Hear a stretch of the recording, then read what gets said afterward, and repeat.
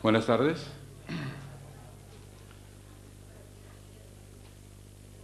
Nos ponemos en el marco de la conversación y recuerdo que en las explicaciones que habíamos iniciado se hablaban de tres maneras de realizar el teatro popular de éxito en el siglo XVIII. Una que tenía en cuenta lo espectacular, que es lo que se explicó el otro día con los tres géneros característicos. Otro que yo llamo teatro romancesco, en realidad entiendan con palabra más moderna teatro novelesco. La palabra, la expresión, está sacada del siglo XVIII, que se aplica fundamentalmente a dos géneros dramáticos, que son la comedia de guapos, bandidos y bandoleros y la comedia sentimental.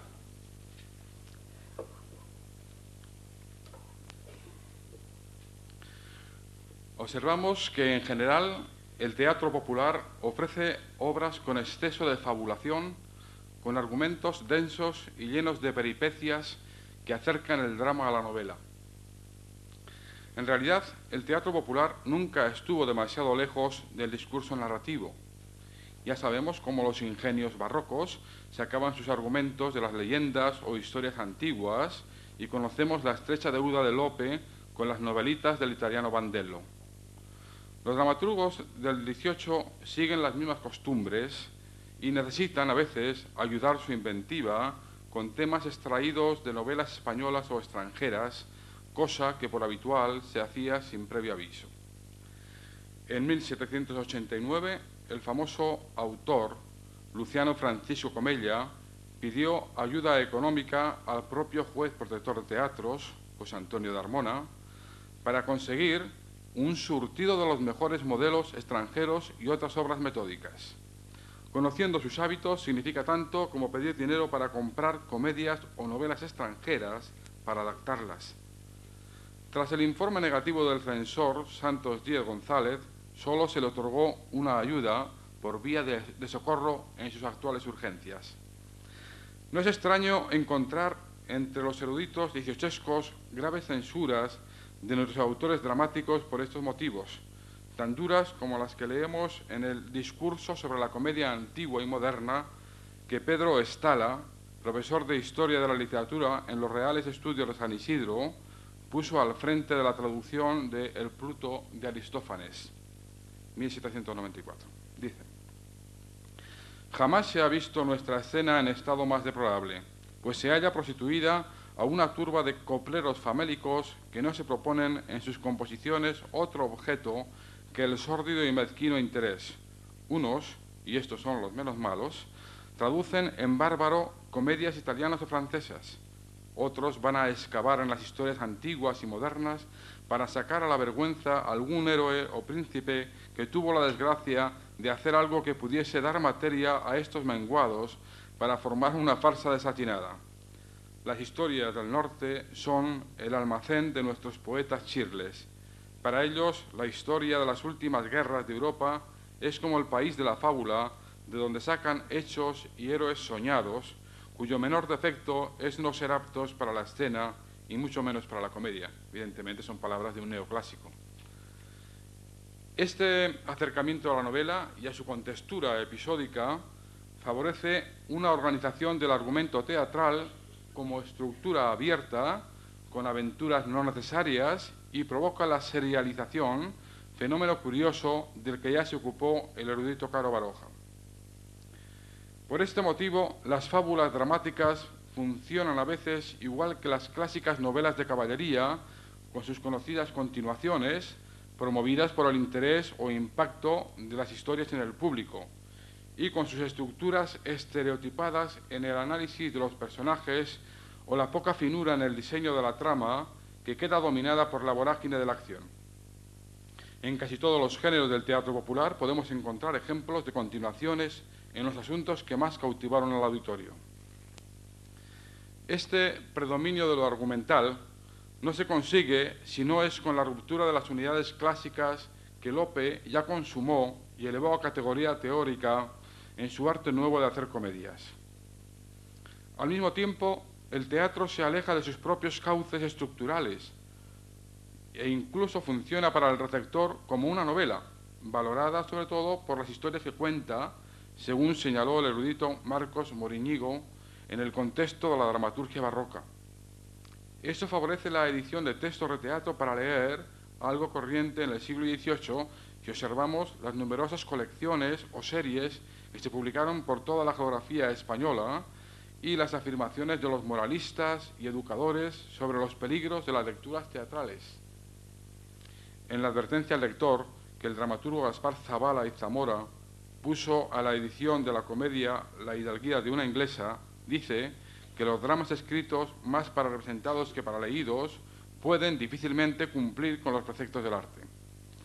Esta moda de la lectura se había extendido también al público femenino, según se queja la feminista aragonesa Josefa de Amar y Borbón en el discurso sobre la educación física y moral de las mujeres.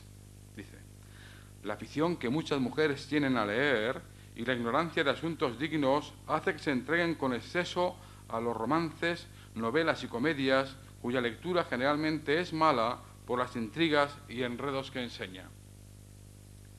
Aunque ella se refiere específicamente a las que tratan de amores, no debemos olvidar que el amor era un ingrediente habitual en todo género de comedias.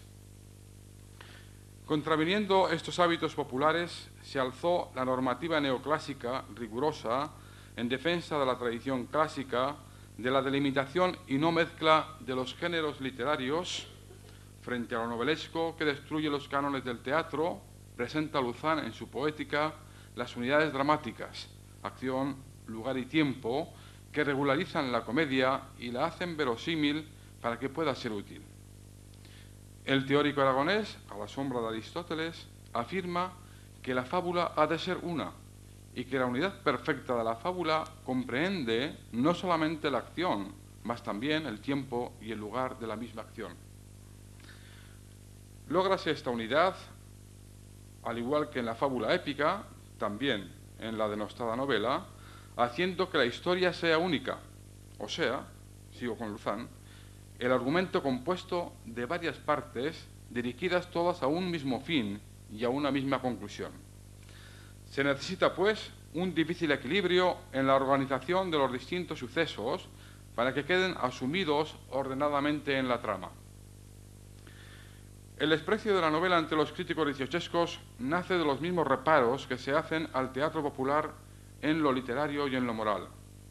Tiene, sin embargo, en la ruptura de la unidad de acción, que suele conllevar la de tiempo y lugar, la referencia más repetida.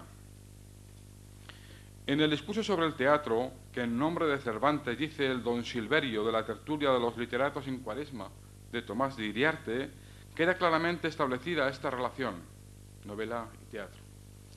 Dice: dura una aquella casta de gente que nunca se ha detenido a discurrir si acaso una novela será lo mismo que una historia o una novela. Dirán que son dos cosas muy diferentes, pero yo creo que para darles gusto, las comedias han de estar escritas a imitación de las novelas o de las crónicas. Se dice en tono irónico, claro. Me explicaré con ejemplos de bulto, hablando solamente con los nada instruidos, pues cualquier sujeto con mediana lectura se agraviaría, y con razón, de que intentase yo imponerle ahora las reglas tan sabidas e indubitables. De suerte y manera es que la comedia representa los sucesos puestos en acción y la novela los ofrece en relación. No respetar, pues, las unidades, especialmente la de acción, arrastra al teatro a la tradicional novela, fantástica e inverosímil, y por lo tanto no hay que decir, sigue Iriarte, voy a la comedia o voy a la tragedia, sino voy a la crónica o a la novela.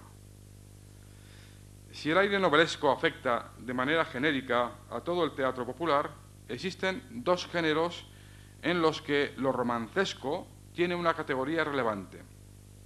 La comedia de guapos y bandoleros, habitual en la primera mitad del siglo, y el drama sentimental en las décadas que cierran la centuria, aunque se continúa a comienzos del XIX hasta implicarse en el romanticismo. La comedia de bandidos dieciochesca es un campo escasamente atendido por los estudiosos que necesita un mayor esfuerzo investigador para sacarlo a nueva luz. Mientras la bibliografía sobre la realidad histórica del bandolerismo vivo en España desde la época de los romanos, resulta ya elocuente e incluso parecen suficientes los estudios sobre los pliegos de cordel que presentan las mismas aventuras, el género dramático está falto todavía de trabajos que aclaren el mundo de la creación y los caracteres literarios de los dramas. Yo tengo ahora en prensa, en la revista de investigación de esta casa, un largo artículo sobre este tema, sobre este género. Se trata de un género perfectamente consolidado en la dramaturgia barroca, sobre todo en el inspirado Lope de Vega y sus discípulos. Aún no siendo una de las fórmulas teatrales preferidas por el público, la comedia de bandidos sigue en plena vigencia a lo largo de todo el siglo XVIII. A veces resulta víctima del acoso a que le someten las autoridades ilustradas. Los asuntos sobre delincuencia, que constituyen sus señas de identidad temática, lo convierten en ocasiones en literatura tan marginal como los pliegos que relataban las mismas aventuras, teniendo que defenderse siempre del rigor de la censura. Los romances vulgares sobre bandoleros habían iniciado su andadura en el siglo XVI, explorando historias de la realidad catalana y andaluza. Durante 700 permaneció vigente el repertorio barroco de teatro, subiendo a los escenarios las más conocidas obras de Lope de Vega, Monroy, Zárate. El valiente campuzano, por ejemplo, se seguía representando en Madrid todavía en la temporada 1785-86. El bandolero de Flandes de Álvaro Cubillo tuvo problemas en su reposición en el Coliseo de Granada en 1787 por, dice el censor, las llanezas que se dicen y tienen los graciosos con voces torpes y aún acciones como ósculos, etc. Algunas de las piezas del 17 fueron nuevamente reeditadas en las conocidas series que sirvieron tanto para la representación como para la lectura. A pesar de que este teatro de guapos y bandoleros se mantuvo vigente hasta final de la centuria, el periodo de máxima creatividad coincide con la primera mitad del siglo. Desde el punto de vista del argumento, la comedia de bandoleros puede subdividirse en tres categorías, que en cierta medida vienen impuestas por la verdad, la realidad histórica y por los usos de la literatura popular de cordel. En primer lugar, las comedias de guapos. Las comedias de guapos cuentan historias de valentones donde los personajes manifiestan un gran valor y bizarría. Constituye una expresión del heroísmo popular que en ocasiones puede derivar a situaciones ilegales próximas al mundo de la germanía. El ejemplo típico podría ser la pieza de Cañizares Ponerse hábito sin pruebas y guapo Julián Romero. Comedia que se mezcla con lo heroico y lo amoroso. Parecidas características de obra mixta tiene la creación del mismo autor madrileño, el más valiente extremeño Bernardo del Montijo. Segundo tipo, comedias de contrabandistas. Los protagonistas practican el contrabando y tienen problemas con la justicia. De aquí se deriva muchas veces el enfrentamiento con los soldados y las muertes. Se caracteriza por el desarrollo de una acción constante y desbordada en la que siempre aparecen las peleas, las cárceles, los juicios. Podría servir de modelo la titulada El más temido andaluz y guapo Francisco Esteban, del autor valenciano José Vallés, estrenada en el Teatro de la Olivera de Valencia en 1733. Y hay un tercer grupo que llamo comedia de bandoleros. Es la fórmula más típica y tradicional del género. El bandolero es un marginado voluntario de la sociedad que roba y mata, a veces sin demasiadas razones. El diccionario de autoridades lo describe en los siguientes términos, recordando también las antiguas costumbres de las banderías feudales. Dice, el que sigue algún bando por enemistad y odio que tiene a otro, y se hace al monte, donde los unos y los otros andan forajidos y en continua guerra, y también se extiende a los ladrones y salteadores de caminos. Tras dar una definición similar en la palabra bandido, añade, se entiende por el que roba y hace daño a los pasajeros y a los lugares. Las muestras más significativas las encontramos en la producción dramática del valenciano Gabriel Suárez, el bandido más honrado y que tuvo mejor fin, Mateo Vicente Benet, de 1728, que tuvo una segunda parte y la del mismo autor intitulada El asombro de Jerez y terror de Andalucía, sobre tema andaluz. Normalmente, la historia está trazada desde el protagonista, que destaca como personaje principal. Sin embargo, los dramaturgos nos descubren el mundo del bandolerismo, insistiendo más en las peleas entre bandas opuestas que tanto favorecen la acción. Estas son las piezas más famosas y conocidas, aunque podríamos enriquecer la relación con media docena de creaciones de autores menos importantes como Francisco Scotti, Juan Bautista Chavarría, Simón Manuel de Alarcón, etc.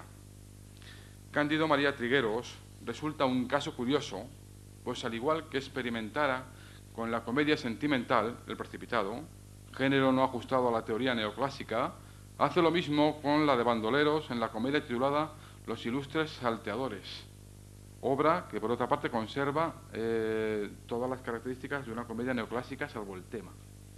Es decir, las unidades, la verosimilitud, el sentido didáctico, etc. La clasificación quedaría completa si incluyéramos las comedias de bandoleras. No hemos tenido la fortuna de encontrar ninguna obra dieciochesca con protagonista femenino, aunque la tradición barroca nos muestra diversos ejemplares y sigue viva la presencia de la mujer bandolera, a veces disfrazada de hombre, en la realidad y en los pliegos de cordel del siglo XVIII. La comedia de bandoleros es un teatro de aventuras novelescas en el que los episodios han configurado un mundo tópico que recuerda la realidad, pero que al mismo tiempo solo tiene sentido como fórmula teatral. La biografía dramática del bandido no difiere básicamente de la histórica, pero tampoco es la historia. La imaginación maneja los hilos de la fábula creando su propia realidad literaria. No se trata, pues, de definir la personalidad histórica y social del bandolero, sino de comprobar cómo se dramatizan tales rasgos en la comedia, qué elementos temáticos resultan más interesantes y significativos, qué recursos formales se utilizan para el desarrollo de la acción. El argumento suele presentar solo un trozo de la vida del bandolero, un periodo de madurez que acaba en la cárcel, en el exilio o en la muerte. No interesan los datos de infancia y juventud del protagonista, aunque a veces se nos comunican de manera indirecta informaciones sobre su escaso interés por el estudio, sus peleas infantiles, tal vez premonición de las violencias posteriores, su iniciación en el contrabando, su primer crimen, la persecución de la justicia, su refugio en la milicia. Estos son algunos de los tópicos fundamentales. Cuando se llega ya al tiempo de la comedia, nuestro bandolero está formado y dispuesto para la aventura. No siempre se necesita un motivo especial que la justifique, pues los hechos que se cuentan no son sino parte de una vida en acción. Pero a veces el dramaturgo quiere dar mayor solidez a los inicios, buscando razones en la venganza o en un desaire amoroso, que los motivos por los cuales el bandolero sale al monte, ¿no?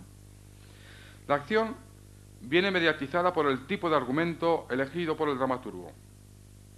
En las comedias de contrabandistas, esta práctica ilegal del contrabando provoca los sucesos posteriores. Vallés, uno de los autores, nos presenta a un Francisco Esteban que se dedica al contrabando de tabaco y sal, y esto le lleva a desplazarse de unos lugares a otros para esconder su mercancía o para venderla. Él cree ejercer un oficio honesto como cualquier otro. Tras ser retenido, la justicia le echa en cara el que viva del fraude al Estado. Se defiende diciendo que lo hace para alimentar a su anciano padre, a su mujer e hija, e incluso se lamenta de que tiene que esforzarse demasiado para conseguir un pedazo de pan. Tiene que insistir el juez para intentar hacérselo entender a Agustín Florencio, seguramente en vano, dice el juez. Pero siendo esos derechos del rey y es ley que se guarden, mira el delito en que incurre quien los usurpe y defraude, en vano. Luego vendrán los enfrentamientos con los ministros de la justicia, los juicios, las cárceles. En las comedias de bandoleros, las peleas, los robos, los repartos del botín, las cenas junto al fuego a la luz de la luna, las cárceles, son consustanciales a ese modo de vida. Las comedias de guapos, contrabandistas y bandoleros constituyen un relato típico de amor y aventuras bajo estructura y ropaje dramático. Para conseguirlo, se utilizan una serie de recursos argumentales de tipo novelesco, tratados de una manera muy imaginativa, que le confieren sus señas de identidad. Todas las obras tienen en común el derroche de acción, que proviene del acoso a los malhechores por parte de la justicia o de unas bandas a otras. Algunas obras presentan un movimiento casi cinematográfico en las persecuciones que debió ser mejor disfrutado por los lectores que por los espectadores, dadas las dificultades de puesta en escena, salvo que la imaginación solventara esas limitaciones. Pueden servir de ejemplo la persecución de Manuel Vicente Benet por las calles de Valencia, salvando siempre en situaciones extremas, o la de Agustín Florencio, huyendo de los soldados que siguen de cerca su rastro hasta el interior de una iglesia. Ciudades, pueblos, montes abruptos y de densa vegetación son el escenario habitual de los episodios más interesantes. Las persecuciones acaban casi siempre en violentos enfrentamientos. Las historias de bandoleros se desarrollan en medio de un festival de disparos que debían de dejar aturdidos los oídos de los sufridos espectadores. Tal vez al público del Corral de la Olivera de Valencia, acostumbrado a los tradicionales fuegos de artificio de la ciudad, el intenso ruido no le era tan desagradable. Por eso, el Manuel Vicente Benet, una comedia escrita por un valenciano que se presenta en Valencia y con un protagonista valenciano, no hay inconveniente en introducir incluso un cañón en escena para acabar con la resistencia de los bandidos refugiados en una casa. Donde no llegan las armas de fuego, están los puñales, dagas o espadas de cualquier tipo. El resultado es casi siempre una orgía de sangre y muerte. Los bandoleros históricos fueron, como ya sabemos, famosos asesinos, pero el interés por lo sangriento y lo macabro es una herencia, en mi opinión, del romancero popular, como ha mostrado el estudio de Medina. Benet, uno de los bandoleros, resulta de los más sanguinarios. No menos de 17 muertes deja tras de sí entre corchetes y colegas. Alguna, como la del ventero Soplón, es particularmente cruel y violenta. Enfermo es en la cama, aparece el malhechor haciéndole creer que lo está mortalmente. Dice, que en vos son mortales, todas juntas esas señas. Después de reírse de él largo rato y hacerle rezar devotamente todas las oraciones que recuerda, le dispara 2 tiros a bocajarro que le destrozan la cabeza. Como debe manifestarse generoso, según los modelos literarios, le regala a su mujer unos dineros para que le entierre dignamente. Los malheridos por el valiente Benet son también incontables. Hay ciertas dosis de ingenuidad en medio del horror de la muerte. Se mata y se huye tranquilamente, no ocurre nada. Pasamos al cuadro siguiente y volvemos a repetir la historia. El bandolero se manifiesta como un profesional del crimen sin sentimiento. Aun cuando las muertes son casuales, no hace sino desempeñar el papel que le marca la historia. Resulta obvio que tantos crímenes, muerte y sangre derramada sin escrúpulos, muchas veces sin mayor necesidad, no pueden responder más que a una intencionalidad literaria. Se trata de una estética de la violencia en relación con los instintos más primarios del hombre. Podríamos comparar estas comedias con diversos géneros de la cinematografía moderna, películas del oeste, policíacas, de la mafia, de ladrones, son películas de acción, ¿no? O con la violencia del tremendismo de alguna de las obras de Camilo José Cela.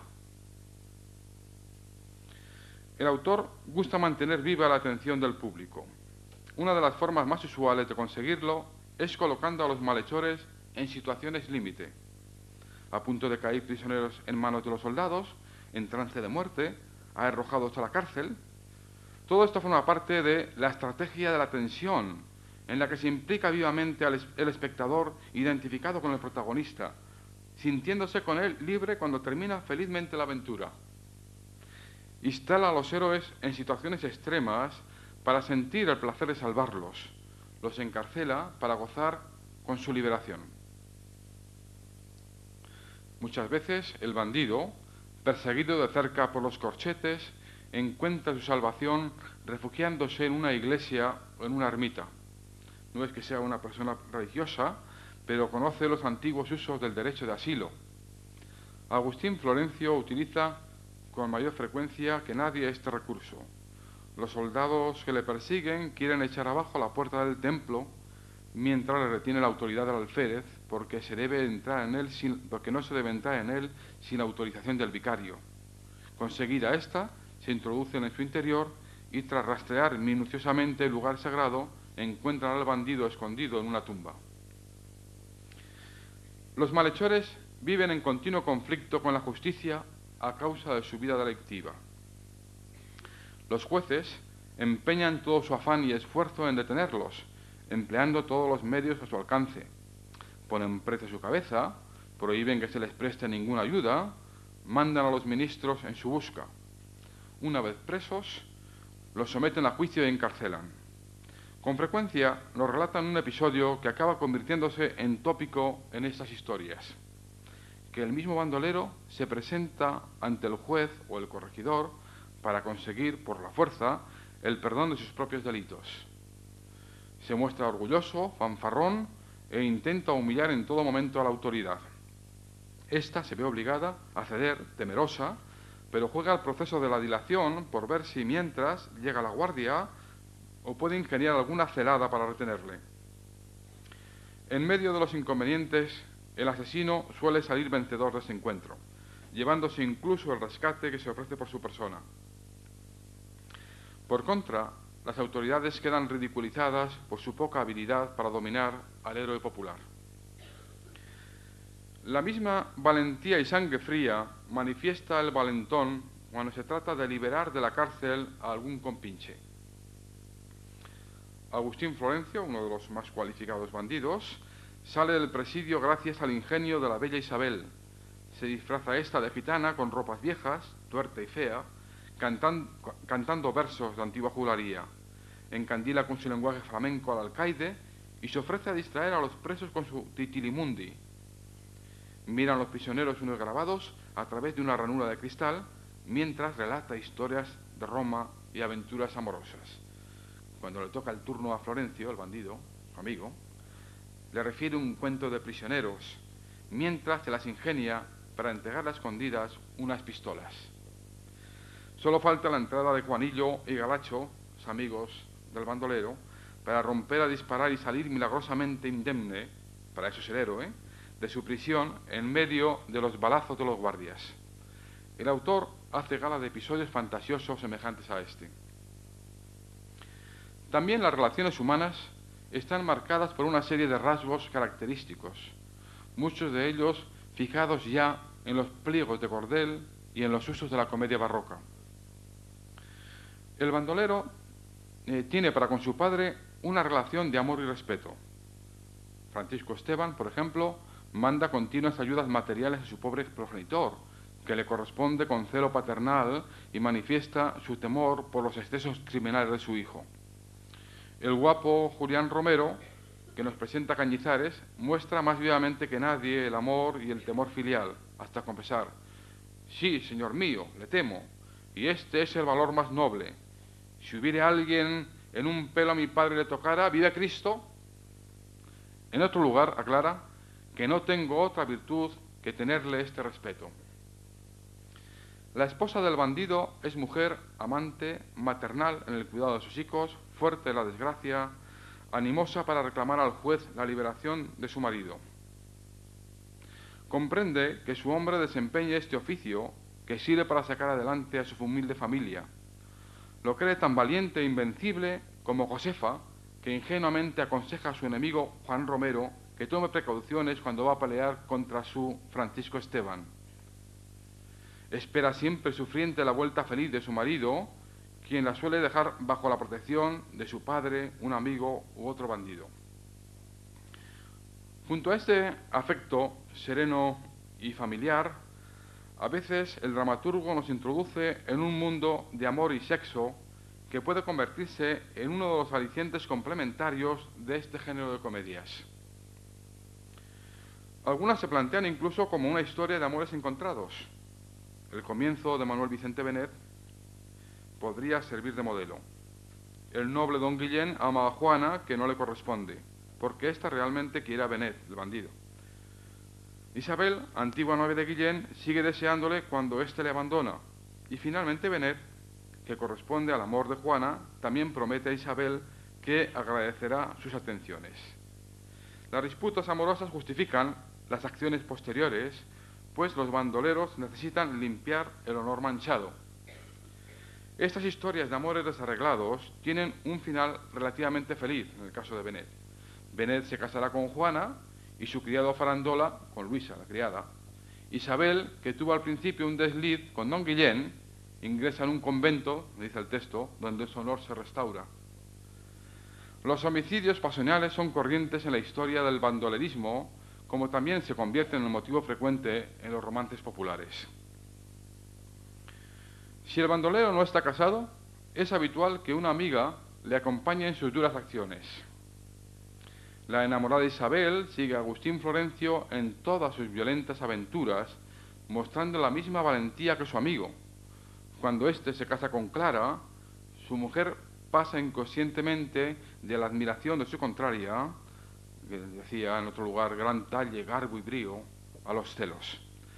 Para desvanecerlos, Isabel tiene que declararle que ya ha olvidado a su marido, que ya trocó su cariño en un respeto muy casto, dice. Ni ella ni el espectador acaban de creerlo. El autor juega siempre a esa ambigüedad que llena el texto de sospechas y suspicacias, dando morbo y erotismo a la historia. Los mismos celos manifiesta Juana de la bandolera Isabel, que se pone bajo la protección de Benet para lavar su honra cuando la ve disfrazada de hombre. Pero estas comedias deparan aún historias más fuertes de sexo, como cabía esperar en personas marginadas. Posiblemente este fue uno de los más graves inconvenientes para los censores y también uno de los más importantes atractivos para el público de los coliseos. El guapo Francisco Esteban empieza con una escena en la que nos descubre que él y su criado Calímaco viven desde hace 20 días en una casa de daifas, putas, donde se están quedando, en expresión de gracioso, sin camisa y sin dinero. En los huesos, dice, en la caverna de Venus. En otra escena posterior aparece el interior del lupanar y sus amorosas amigas antes de abandonar con urgencia, como siempre, el lugar. Más adelante se nos mostrará a una mujer acosada por un hombre, que dice que ofendiendo mi respeto, un hombre osado, con violencias descompuestas, intenta que le dé oído a sus locos devaneos. También se nos presenta a una tal Margarita, andaluza de Málaga y remedo de la famosa Lozana, que busca la protección de Francisco Esteban, conocido en la vida real por sus amistades femeninas, cuyo único objetivo es ser, dice ella, escándalo amoroso de los hombres. En una nueva aparición al final de la obra, contará con detalle los episodios de su gozosa biografía, en la que no faltan peleas entre hombres por conseguir su amor, convivencias con caballeros, atenciones a generosos mancebos. También la historia de Manuel Vicente Benet, más interesada toda ella en aventuras amorosas, comienza a manera de apetitoso aperitivo, con una escena un tanto escabrosa, en la que don Guillén nos advierte que ya ha dejado de interesarle Isabel, porque, dice, la posesión sacia el deseo. Y lo explica sin excesivo pudor Farandola, el gracioso. ¿Y cómo? Que estos manjares se apetecen con extremo hasta llegar a probarlos, pero en logrando comerlos, como la sazón es una, empalaga al más hambriento. En realidad, el desinterés de don Guillén se debe a que ha encontrado una nueva muchacha que ha conquistado su corazón. Se trata de una labradora de la calle Alboraya, Valencia, que el mismo criado vuelve a describir como una petimetra hermosa y sensual, digna de mejores amores. Perseguido Benet por la justicia, se refugia en casa de su amiga Juana, por paraje más seguro, dice el texto, pero siente esta vez necesidad de aclarar que es amante honesto para que no se piense mal, sobre todo para que la censura no cumpla su labor de guardián de las buenas costumbres. No sé realmente cuál sería la acción de los censores ante esos atrevimientos de los dramaturgos, pero el texto sigue conservando estos episodios poco edificantes que debieron constituir un gran atractivo para el bullicioso patio. El uso del disfraz proporciona a las obras muchas posibilidades argumentales. El dramaturgo Gabriel Suárez es quizá el autor que lo utiliza con más asiduidad. En El asombro de Jerez y Terror de Andalucía se emplea con eficacia en 3 situaciones distintas. Aparece Isabel, amiga de Agustín Florencio, vestida de hombre, en Ceuta, con el sobrenombre de Don Pedro. Aunque se manifiesta valiente, no puede ocultar del todo sus bellas formas. Juega el autor a colocar su feminidad en situaciones comprometidas, como cuando tercamente el marqués de Villadarias, gobernador de la prisión, insiste en que le haga compañía. Ya el teatro barroco se había ejercitado en jugar al equívoco en los frecuentes ejemplos de mujer disfrazada de varón que nos presenta. Esta misma apariencia masculina sigue manteniendo Isabel a lo largo de casi toda la obra para representar más vivamente su carácter arrogante y valeroso. Más arriba se ha recordado cómo en otra escena viste con soltura ropas de gitana para introducirse en la cárcel para liberar a su amigo. Bajo el disfraz de peregrino, consigue Benavides acercarse a Agustín Florencio para detenerle en la venta en el episodio que cierra la comedia. Las mismas técnicas sigue practicando Suárez en Mateo Vicente Benet. Don Guillén utiliza disfraz para acercarse al bandido valenciano sin infundirle sospechas cuando le quiere apresar en la venta. El propio ventero le advierte que le ha visto con 18 compañeros y 2 donas de garbazo, dice el diccionario, gentiles y también liberales, que no son otras que Isabel y la deseada Juana, que no he olvidado tus ojos, aunque tus ojos no trato, dice el texto. Ambas van disfrazadas de caballero con traje de bandidos, como reza la acotación. Apariencia de médico adopta el propio ¿Dónde te cortan las Cibeles? Esa es la policía, ¿no? Igual vienen a por los bandoleros. Apariencia de médico adopta el propio Benet para vengarse del ventero y la de pasante su compinche Ross. En la boda y el refresco de celebración en la escena final actúan como criados sus amigos disfrazados con mascarillas, aunque no ocultan sus temibles charpas, mientras los soldados del conde de Monterrey rodean la casa. El disfraz es, pues, un recurso socorrido que está constatado en los usos del bandolerismo real, pero que en el teatro aporta muchas posibilidades para el desarrollo de una acción de manera más imaginativa. La cobardía del gracioso sirve de contrapunto a la valentía de su amo el bandolero.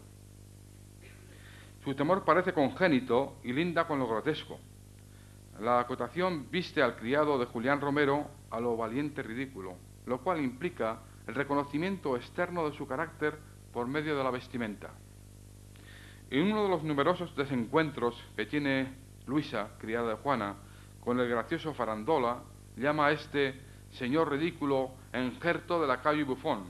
Enjerto de la calle Buffon es el gracioso típico de la comedia de bandoleros.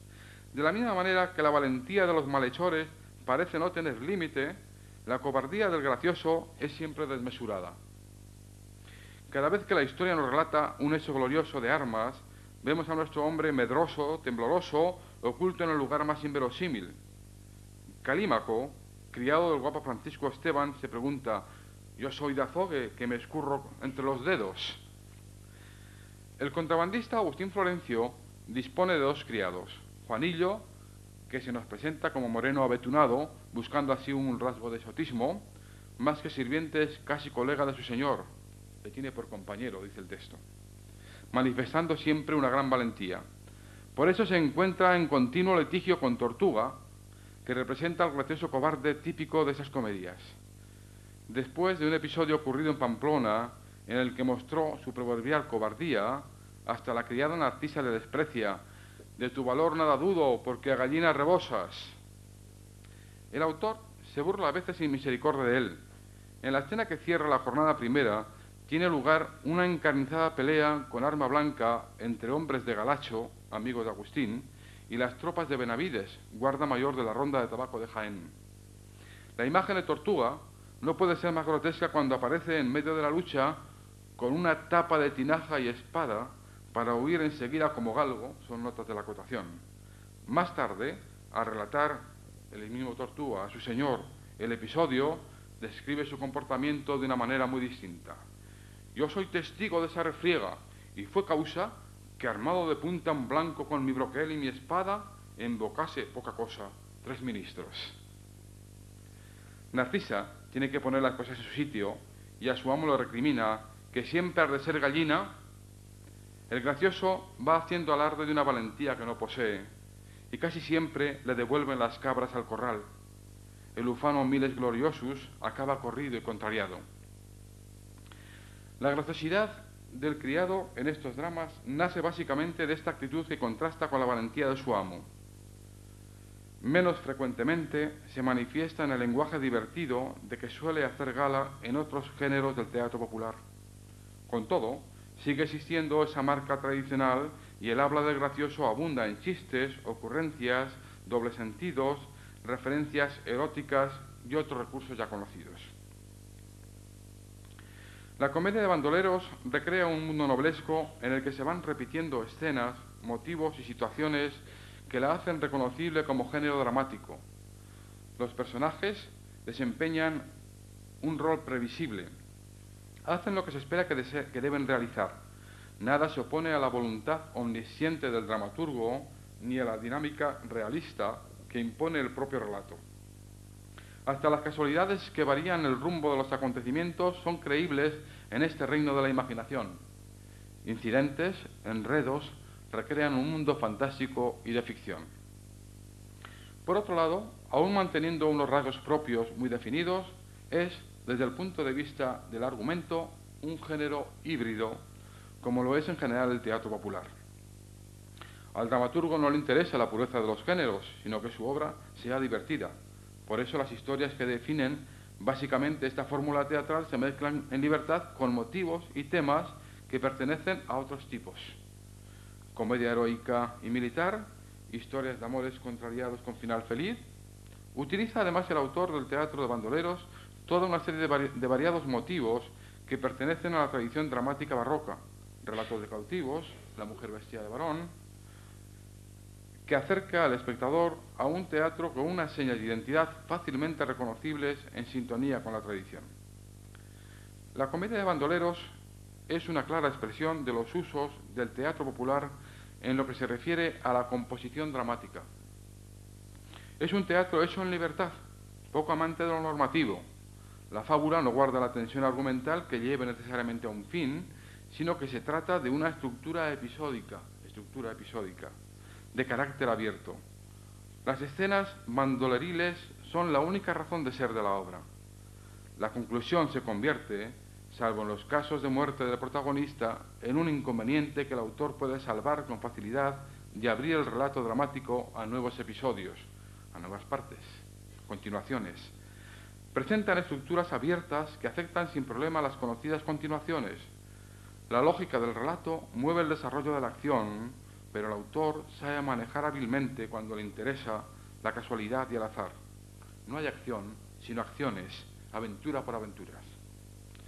El espacio dramático, en cuanto a ámbito interior del relato en el cual se desarrolla la historia, es diverso y está en relación con la densidad de la fábula.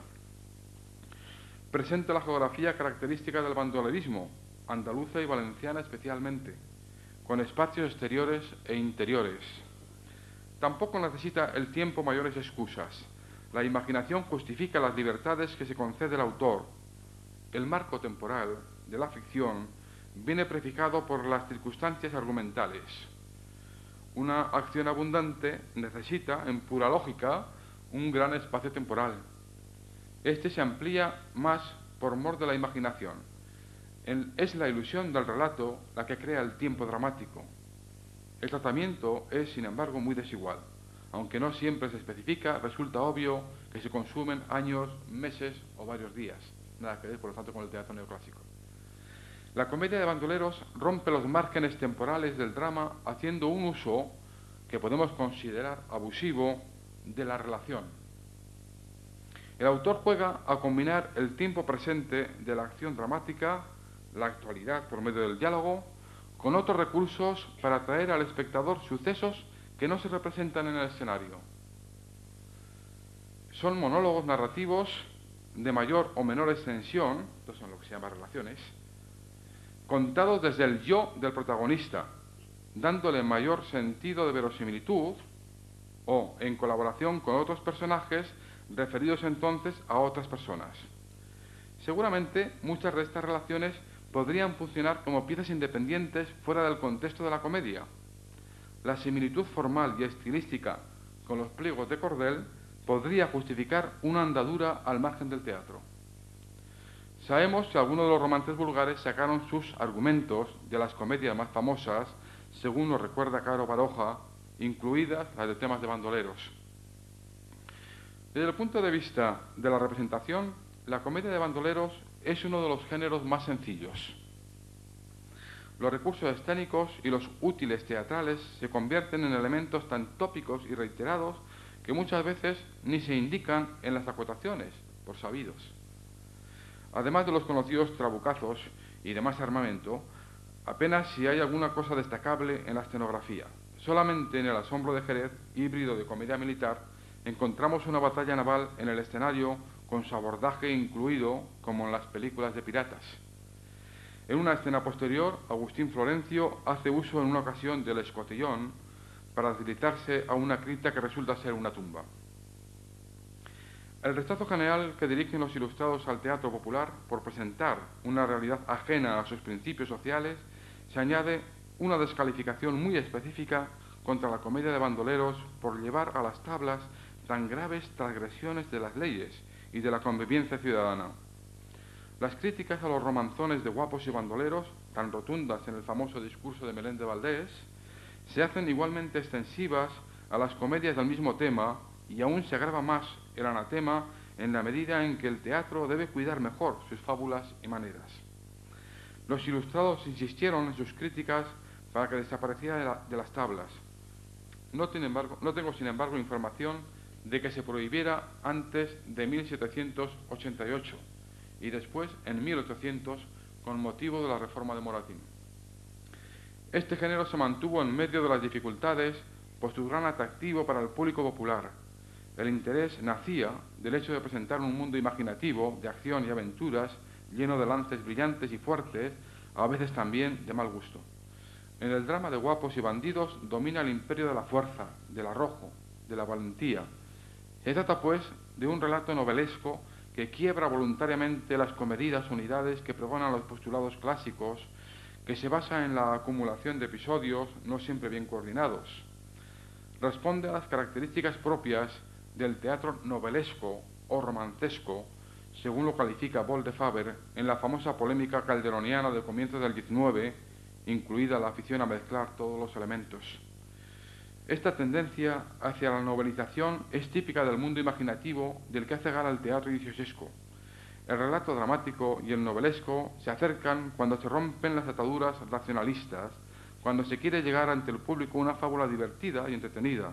No importa que haya de por medio escenas sangrientas o tiernas lágrimas como ocurre en la comedia sentimental. La excelente recepción que le deparó el público de toda España, especialmente el valenciano, no significa necesariamente un atractivo por lo ilegal o marginal, sino el deseo de estar cerca de las vivencias de estos nuevos héroes populares que deparaban una vida intensa y llena de osadía. El mundo del bandolerismo siguió vivo en la realidad social y literaria de la centuria siguiente. El romanticismo ensalzó su figura destacando sus cualidades individuales de personaje voluntariamente marginado contra el sistema, como el pirata, la prostituta o el mendigo. La novela por entregas posterior integró esta sustancia ideológica en el afán por crear un relato de acción y aventuras que configuró uno de los géneros narrativos de mayor éxito. Los mismos inconvenientes presenta la comedia sentimental, el drama más apreciado en los teatros públicos en las últimas décadas del siglo XVIII. Nacida como género en los ambientes neoclásicos, sujeta a normas, acaba adquiriendo idénticos vicios que el resto de las obras populares. Su presencia en España se inicia con la traducción que el propio Luzán realiza de una obra de Nivel de la Chaussée, de éxito en París mientras residió en la ciudad del Sena, titulada La razón contra la moda. En la carta introductoria dirigida a la marquesa de Sarria, que abre la edición, alaba en ella su valor didáctico y el cumplimiento de las normas dramáticas. Destaca allí, dice, la conducta de toda la fábula, el encadenamiento de sus escenas, la naturalidad de los lances, la pintura de los caracteres. También se conocía entre los neoclásicos el manejo del sentimiento, aunque éste se reservaba, como ya se dijo, para el discurso trágico. Con precisión psicológica lo describe el neoclásico Clavijo y Fajardo. El corazón humano es sensible. El genio se aprovecha de esta sensibilidad y conduciéndolo paso a paso de una pasión a otra, le va haciendo sentir con delicia y placer todos los diferentes objetos que le presenta. Ya es el terror, con que lo espanta y amedrenta, ya es la lástima, con que lo ablanda y enternece, y sucesivamente, de modo que, para decirlo así, conmueve la sensibilidad natural y la pone en ejercicio. Así, un corazón acostumbrado a esta especie de impulsos, nacidos de la frecuente magia con que el teatro lo conmueve, se hace más dulce, más benéfico, más piadoso. Este sentimiento es el que se aplicaban a la tragedia. En esta línea de modernidad, que inicia con la ambigüedad de Luzán, haciendo ciertos quiebros al principio neoclásico de no mezclar lo serio con lo cómico, escribe Jovellanos El delincuente honrado, 1773, y Cándido María Trigueros, Los ilustres salteadores y El precipitado, ambas de 1774 en la tertulia de la vida en Sevilla. En ella se atiende la normativa clasicista, guardando con rigor las unidades dramáticas. El conocimiento de la novela sentimental europea y la traducción de comedias sentimentales menos cuidadas, Edgar Moore, Destouches, Bouilly, Marsollier, Kotzebue, fueron, sin embargo, las fuentes que alimentaron los gustos populares cuando lo sentimental se puso de moda. Leemos en una revista de la época: las innumerables novelas sentimentales con que los ingleses y alemanes inundan la literatura europea dan nacimiento a otros tantos dramas del mismo género, hechura y colorido con que se enriquecen los teatros. El nuestro ha recibido y continúa recibiendo un refuerzo tan considerable que necesitaríamos, solo para dar razón de ellas, la mayor parte del tiempo que empleamos en la redacción del periódico. Ya en la década de los 80, los dramaturgos españoles que alimentaban el teatro popular comenzaron la producción de tales obras. Se manejan los afectos del hombre como algo que puede purificar su corazón e inclinarle al bien. Pero el problema del género sentimental no está para los críticos de la época tanto en los excesos sentimentales como en las técnicas dramáticas que se emplean, lejos de la lógica normativa. Pronto configuró su propio mundo narrativo con sus historias, sus ambientes, sus personajes y sus tópicos. En él sobresalió el poeta catalán Luciano Francisco Comella, que fue quien consiguió mayores éxitos con La Cecilia o El amor lo vence todo, de 1786, que se continuó en La Cecilia viuda, de 1787, estrenada en el Coliseo de la Cruz por la compañía de Manuel Martínez, pero fue ampliamente cultivada por los autores de la llamada Escuela de Comella, Valladares de Sotomayor, Rodríguez de Arellano, Zabala y Zamora, etc., a los que el duro crítico aragonés Mor de Fuentes llama sotocomellas, tildando sus obras de abortos, aunque sin poder ocultar el éxito de público. Escasas son las piezas populares que no recibieron duros correctivos desde las revistas neoclásicas, especialmente en lo que se refiere a su estructura. El género lacrimoso llega a su momento de máxima aceptación con la traducción de las obras del dramaturgo alemán August von Kotzebue, que triunfaba entonces en todos los coliseos europeos. En 1800 se estrenó en Madrid su creación más famosa, Misantropía y Arrepentimiento, en versión de Dionisio Solís. Casi 3 semanas se mantuvo en cartel con saneados ingresos. Todo, cuando digo 3 semanas, deben ustedes tener como referencia que lo habitual era que no durara más de 2 o 3 días la representación de una obra. Y si no lo comparan ustedes con la actual, no tiene nada que ver. Todos los periódicos hicieron de ella reseñas elogiosas, salvo el Memorial Literario, que, fiel a su ideario neoclásico, anotó errores varios en la manera de trazar los caracteres de los personajes, en el lenguaje y, sobre todo, por la quiebra de la unidad de acción a causa de la abundancia de aventuras accesorias. Aunque el crítico alaba algunas escenas tiernas, no puede menos de ironizar sobre esta moda que recorre Europa, pues parece, dice, ley inviolable entre las damas de gran tono el llorar a lágrima viva. El teatro de Kotzebue siguió representándose con muchísimo éxito en las dos primeras décadas del 800. Siguieron después la misantropía desvanecida en 1801, la reconciliación de los dos hermanos, 1805, Palo y Virginia, el divorcio por amor, 1809. La comedia sentimental ha crecido como género de éxito dentro de los gustos y estética del teatro popular.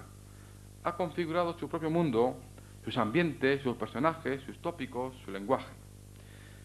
Si el teatro popular adolece en general de defectos novelescos, en la comedia sentimental seguramente estos están acentuados. Son obras en las que se valora de una manera especial lo argumental, las historias. No debemos olvidar que algunos de ellos, de los dramaturgos que las escribieron, fueron igualmente escritores de novelas sentimentales. De Valladares de Sotomayor son los 9 volúmenes de La Leandra, publicados entre 1797 y 1807, de tono sentimental, al igual que algunas de las novelitas incluidas en el libro titulado Las tertulias de invierno en Chinchón. Otras que Rodríguez Arellano tradujo del francés y adaptó en la obra titulada Las tardes de la granja, 1804. Dominan, por lo tanto, la técnica de lo sentimental y sus recursos argumentales. Historias desgraciadas, muchachas humildes asediadas por loco calavera, ricos venidos a menos, pobres de buen corazón, infidelidades conyugales, el amor filial, cierta empalagosa ternura marital, y todo esto envuelto en una serie de tópicos, casualidades, reconocimientos, que no son un inconveniente en sí mismos, pero sí lo es su uso abusivo. La crítica neoclásica hace frecuentemente alusión a estas circunstancias. El padre Juan Andrés, que estudió el género en su libro Origen, Progreso y Estado Actual de toda la literatura, 1787, lo observa con generosidad, pero no puede menos de poner algunas reservas formales. Dice, el diálogo interrumpido y cortado, las expresiones son suyas, los caracteres excesivos y dice, y aún romancescos, la palabra también es suya. La misma actitud se observa en el ensayo sobre la mejora de nuestro teatro, 1798, de Juan Francisco Plano, que censura el exceso de ficción de estos sucesos romancescos o sucesos maravillosos, y lo tétrico y sanguinario, dice, propio de sus fuentes inglesas. Insistió en ello Andrés Miñano en el discurso preliminar de su obra El gusto del día, 1802, que pretende ser un severo antídoto de la comedia sentimental. Entre los inconvenientes de tales piezas deja anotadas impropiedades en la trama y situaciones, subrayando el exceso de casualidades en el asunto de forma tal que dice, huele demasiado a novela. Comedias romanescas las llama más adelante. Este predominio de la acción suele traer como consecuencia el descuido en el tratamiento de los personajes, según ya anotó algún crítico. Como en las novelas por entregas decimonónicas, los personajes, casi siempre excesivos, se convierten en arquetipos definidos desde el principio en la oposición bueno-malo, porque lo fundamental es verlos actuar. No tienen tiempo de madurar su personalidad en la acción, sino vivir las aventuras que les dicta su carácter y la imaginación fecunda del poeta dramático. Nacen prefijados. También por esto la comedia sentimental se manifiesta novelesca. Estas circunstancias traen como consecuencia necesaria la rotura de la unidad de acción. Es frecuente la presencia de historias paralelas no bien centradas, el autor va volviendo a una y a otra alternativamente, pero resulta más característico, en lo que se refiere a la estructura, la abundancia de lances que producen escenas accesorias no siempre bien ligadas. La comedia sentimental tiene tendencia a lo episódico, a la presencia de episodios, secuencias, escenas, capítulos, de tipo narrativo. Frente a la simplicidad argumental que exige Plano al teatro, encuentra en ellas un exceso de acción. Por eso son, dice, dramas en que a pretexto de episodios se tejen novelas. Mor de Fuentes, en el prólogo a su comedia La mujer varonil, 1800, señala este como uno de los mayores defectos. Dice: la nulidad más aparente de dichos dramas es una sucesión confusa y arbitraria de escenas desligadas que permiten descartar cualesquiera de ellas o meter otras entre medias, sin que apenas se eche de ver la nueva monstruosidad. Este hacinar lances sobre lances y la abundancia de exclamaciones y paroxismos es lo que más desagrada de los aspectos formales al crítico aragonés.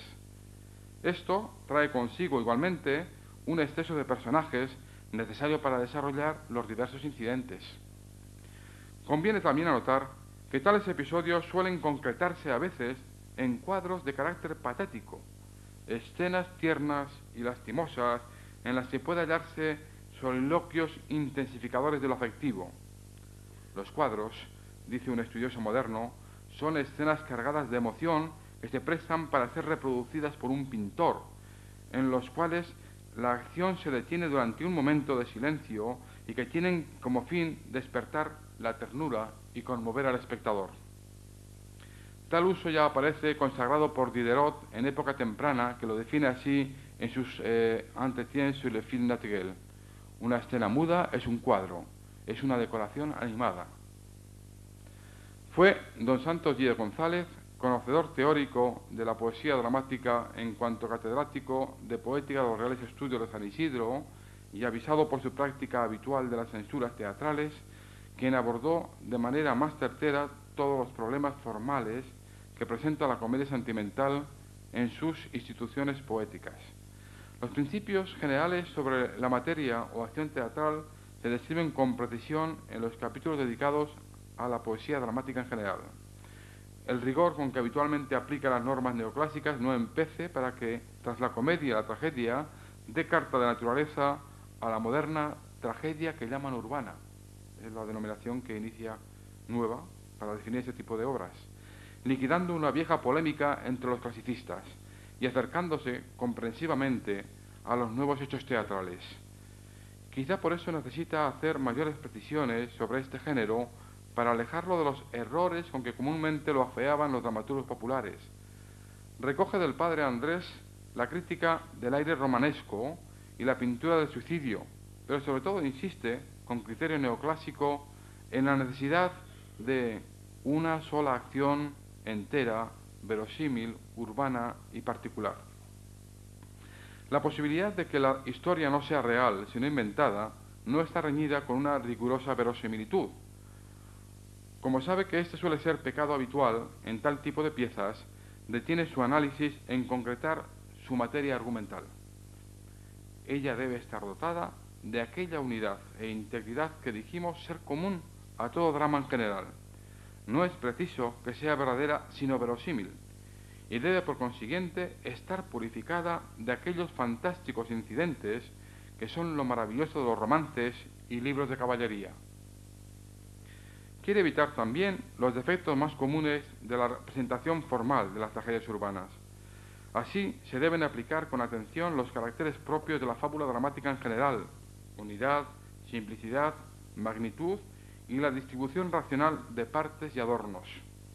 Y especifica que los episodios, que también son adornos de la fábula, deberán ser breves y bien enlazados con la acción primaria.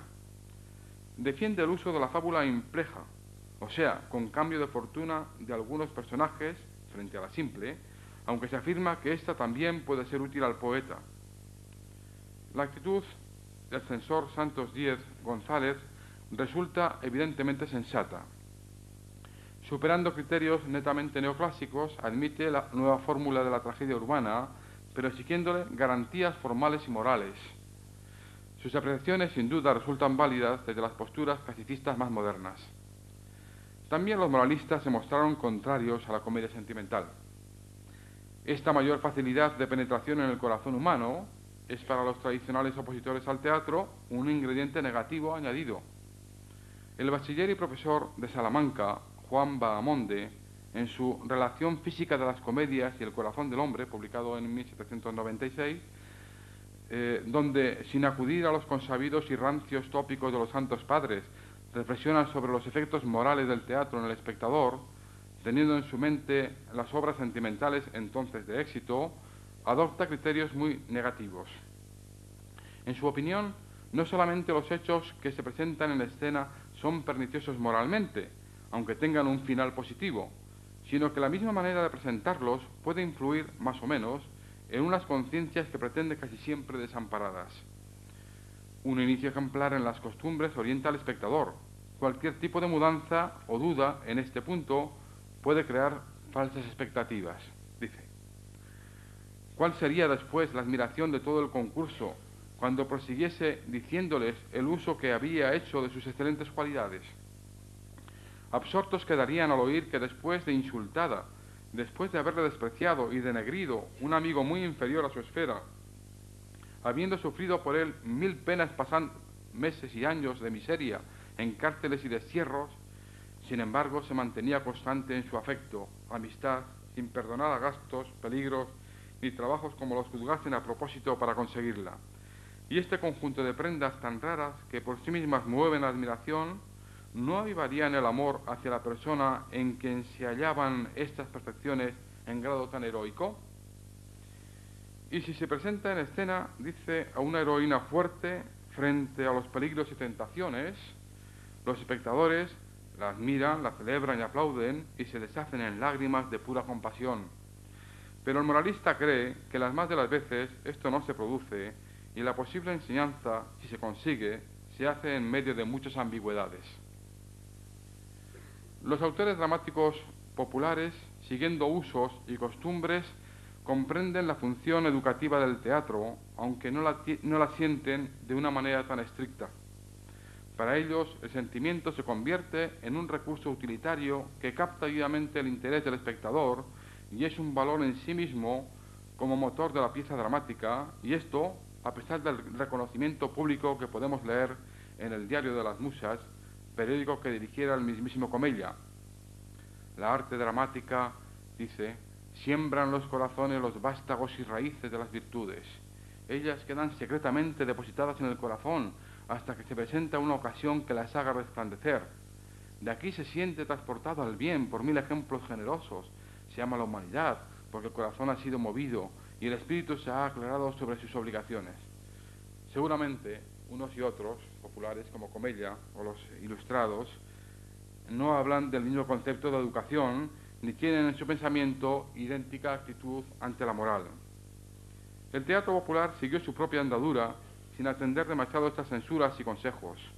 La comedia sentimental sobrevivió conviviendo como lectura o espectáculo con las narraciones sentimentales que alimentaron en toda Europa a un lector fundamentalmente burgués y femenino. Los temas, tópicos literarios, recursos formales se enquistaron después, ya un tanto anquilosados, en dramas y novelas románticas y tuvieron larga vida en la novela por entrega decimonónica. Esto se lo recuerdo porque será importante algún día volver a estudiar el tema del sentimentalismo romántico. Ya ven ustedes, se produce muchísimo antes de que aparezca el romanticismo. Para concluir, comedias de bandidos y dramas sentimentales reflejan una sensibilidad distinta. Sin embargo, cada una en su época y su contexto cultural reflejan actitudes propias de la mentalidad popular. El público asistió con interés a las representaciones, a pesar de que estaban desnudas de los lujos escenográficos. También tuvo devotos lectores de sus textos en las numerosas ediciones que de ellas se hicieron en las ciudades más importantes del país. Unas y otras presentan historias llenas de vida y acción que sirvieron para alimentar la imaginación y distraer al espectador de los coliseos. Bien, ya he dicho.